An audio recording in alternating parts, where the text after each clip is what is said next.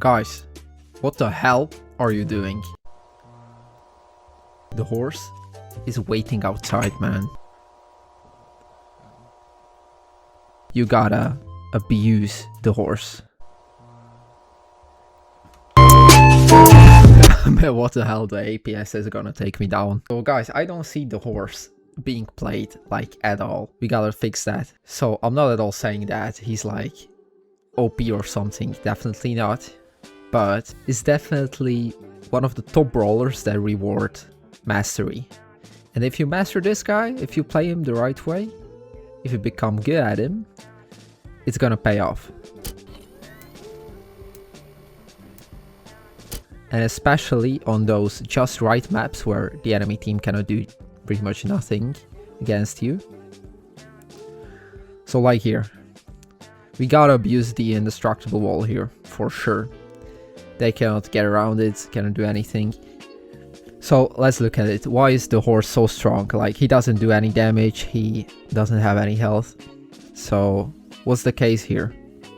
His attacks are incredibly long lasting. Like, each of his attacks lasts around 5 to 6 seconds, maybe even 6 seconds, which has the ability to zone out enemies for an insane amount of time. Paired up with his other gadget that I'm not actually using right now, around 12 seconds of singular attack. Well, that lasts just too long, man. That's like a Barley ult. So he has just an absurd amount of different traits and like these little quirks that you can abuse. For example, he charges ult by healing people, even himself, which is not at all hard because your attacks last in like an insane amount of time, and they also heal exactly, I think, half of the damage they deal. They also heal, right? So how are we gonna play the horse the correct way? So you gotta abuse the timer of your attacks all the time. That's the whole point of Barry. They last extremely long, so we gotta zone the enemies out and create distance between you and the enemy as much as you can. You gotta like predetermine where the enemies are gonna be, and there you have to attack.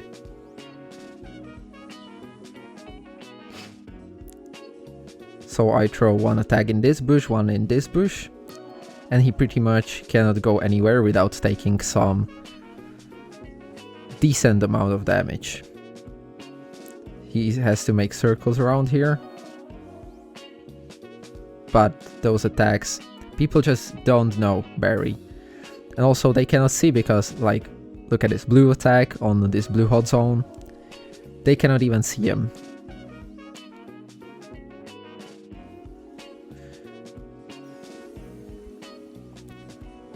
So the other thing is his healing capabilities, which are extremely important.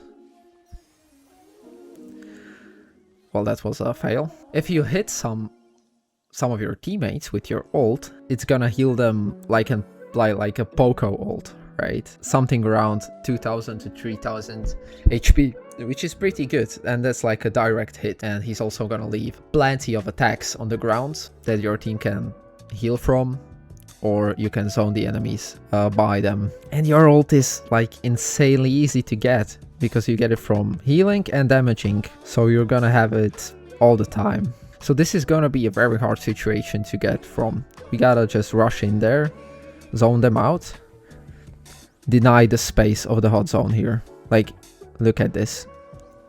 They don't have any space to play around. Now, like here, behind the walls, make it so they cannot stand anywhere. Yo, my goodness.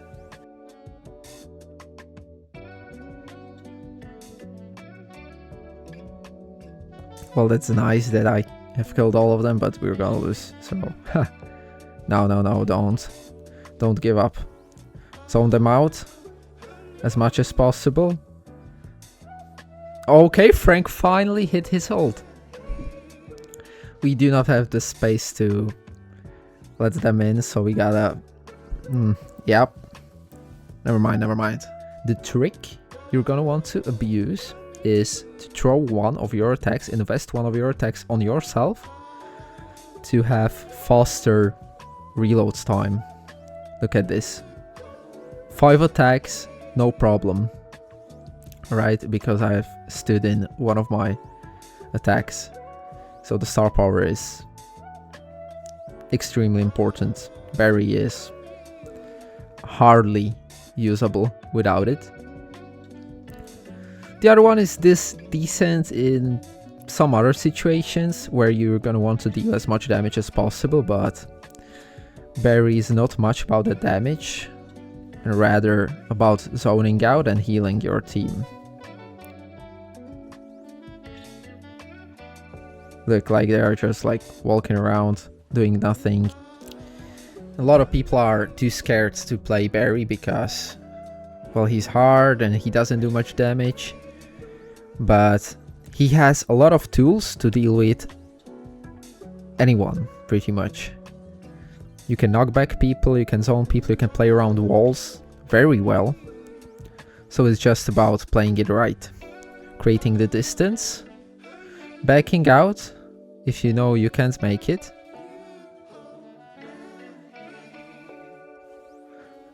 Create like this unpassable point here. Heal up your team. Don't forget about healing your team. That's extremely important on Barry, alright? If they're nearby, right? Like, of course. Oh my. Okay, nice. So again, you don't want to be too aggressive, especially without your ult. You're gonna want to stay in the back and create this nice zone which enemies cannot go inside, and your team has a lot of benefits in like healing, right? So that's where Barry shines the most. So the optimal build you're gonna want to run on Barry is definitely gonna be the Floor is Fine star power for sure. Then the Friendship is great gadget, especially because then one of your most dangerous enemies do not have the drop on you, right? Like assassins do not have the drop on you. You can knock back them. You're gonna want to run the gadget cooldown reduction because you're gonna need that Friendship is great gadget as much as possible, because assassins are getting out of hand recently, especially with Edgar and Mortis and stuff. They can jump you maybe even too easily. And even if they do not have any assassins, you're gonna want to use it for healing your team and yourself. Comes extremely handy. Having it as much as possible is also very nice, so definitely gadget cooldown and shield gear. Mostly because Barry without his shield gear has around 5200 HP, and you don't want to get insta-killed by Mandield, right? Which deals 5000 damage, so any minor damage and the Mandield is gonna wipe you out. Alright. And as I said before, Barry is not about the damage, he's about the zoning. So we do not prioritize damage in any form in terms of build setup. Okay, this Frank was a menace, like what the hell. Where Barry shines also, especially in Knockout, because, well, he can charge his ult by not doing pretty much anything, which is amazing. Because in Knockout, you do not have much opportunities to charge your ult. So by healing your team, you can charge it, no problem. And then advance, attack, make a dive on the enemy team.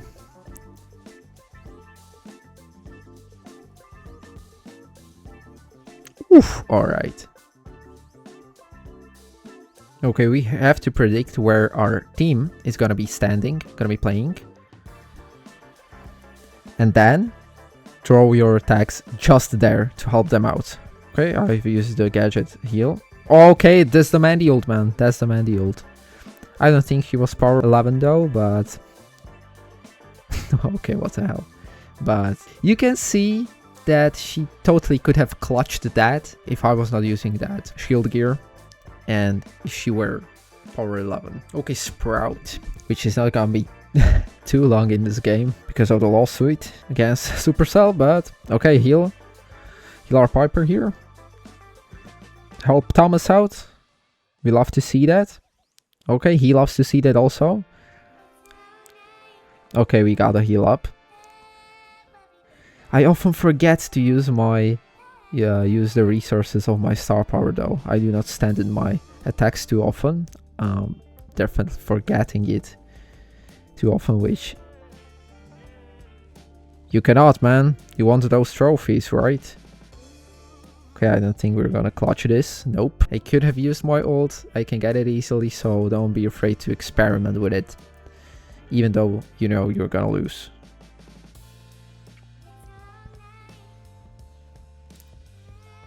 Alright.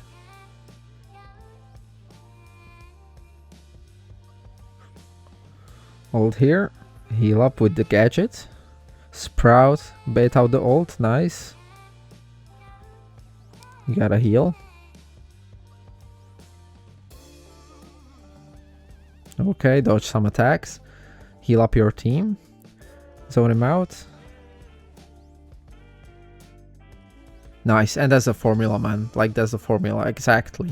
There's nothing too important to know about your hypercharge. Besides, use it offensively, like always, pretty much. And if playing hot zone, also offensively. Not much defensive potential. Okay. Nice. Wipe him out. Heal up. Okay, we cannot lose. Man. Like.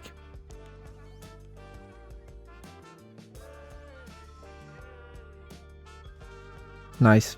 Alright, so thank you so much for watching, guys. Don't be afraid to drop that like and sub if you like the video. If you want to see more, I'm definitely gonna drop more. I'm gonna be here, don't worry. So thank you so much, and well, see you in the next one, guys. Cheers.